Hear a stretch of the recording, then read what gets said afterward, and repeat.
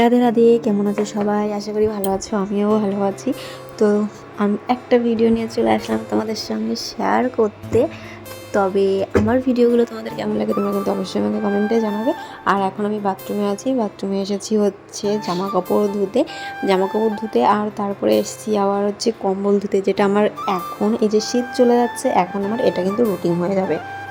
কারণ এখন থেকেই তো আমার এই কম্বলগুলো ধুয়ে ধুয়ে উঠোতে হবে, আর প্রতিটা ঘরের তাই ধুতে হবে, শুধু আমারটা ধুলে তো হবে না, প্রতিটা ঘরেই এক একটা করে কম্বল আছে, সেইগুলোকে আমার এখন ধুতে হবে।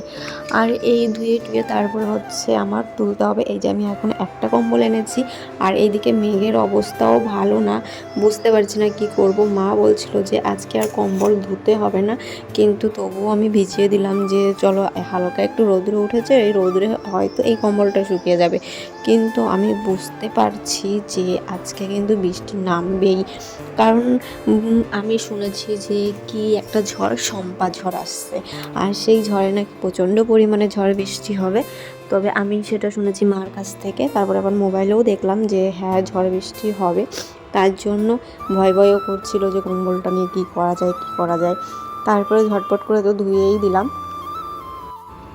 আর এই কম্বল ধুতে ভাই যে এত কষ্ট, তোমরা যদি যারা ধোও তারাই জানো যে কম্বল ধুতে কতটা কষ্ট হয়। আমার তো প্রচণ্ড পরিমাণে কষ্ট হয়, কিছু করার নেই, তবুও আমার ধুতে হবে, কারণ আমার কাজ তো আর অন্য কেউ করে দেবে না, আমাকেই করতে হবে। আর নিজের কাজটা নিজের করাই ভালো, সব থেকে ভালো একটা জিনিস যে নিজের কাজ নিজে করো, অন্যের উপর ডিপেন্ড করো না। তার জন্য আমি নিজের কাজ নিজেই সবসময় করার চেষ্টা করি, অন্যের উপর বসে থাকি না। তারপরে ছেলেকে নিয়ে চলে আসলাম ছাদে, যে বললাম যে চলো বাবা, আমি একা একা মেলতে পারবো না, ভীষণ পরিমাণে কষ্ট হয়ে যাবে, তার জন্য ছেলেকে নিয়ে চলে এসেছি ছাদে। আর ছেলের আমার বডিটা দেখো, এত খাচ্ছে দাচ্ছে, কোথায় যাচ্ছে কে জানে।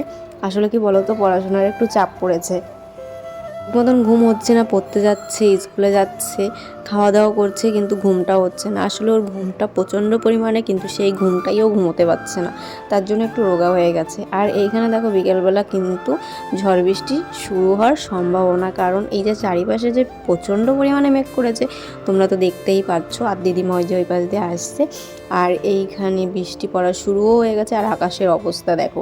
তবে অবশেষে আমার কম্বলটা কিন্তু শুকিয়ে গেছে, নিচে একটু হালকা মতন ভিজা ভিজা আছে, তবে কালকে হয়তো রোদ্দুরে দিয়ে দিলে শুকিয়ে যাবে, কিন্তু মনে হচ্ছে না এই কয়দিন আর রৌদ্র হবে।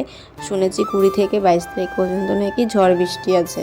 তবে এই যে বৃষ্টি পড়া শুরু হয়ে গেছে, জানি না আমার কম্বলটা আদৌ রোদ্দুরে দেওয়া হবে কি না। তবে চলো, এই যে ঝড় বৃষ্টি শুরু হয়ে গেছে, আর আমি তো ঘরের মধ্যে এখন বসেই আছি, যে বৃষ্টির মধ্যে বাইরে যাওয়া যাবে না। তারপরে রাত্রিবেলা খাওয়া দাওয়া করে টোরে চলে আসলাম হচ্ছে থালা বাসনগুলো ধুতে, যেটা আমি প্রতিদিন করে থাকি। আমার রাত্রিবেলা রান্নাঘরটা সবসময় পরিষ্কার পরিচ্ছন্ন রাখার চেষ্টা করি। আমি জানি না কে কেমন কাজবাজ করে বা কে কেমনভাবে পরিষ্কার করে রাখে, তবে আমার শাশুড়ি মা বলেছে যে রান্নাঘরটা অন্তত ভালোভাবে পরিষ্কার করে রাখবে রাত্রিবেলা, কারণ রাত্রিবেলা নাকি এঁটো বাসন রাখতে নেই। তো চলো, আজকের ভিডিওটা এই পর্যন্ত। ভিডিওটা কেমন লাগলো অবশ্যই জানিও। সবাই ভালো থেকে সুস্থ থেকো, টাটা।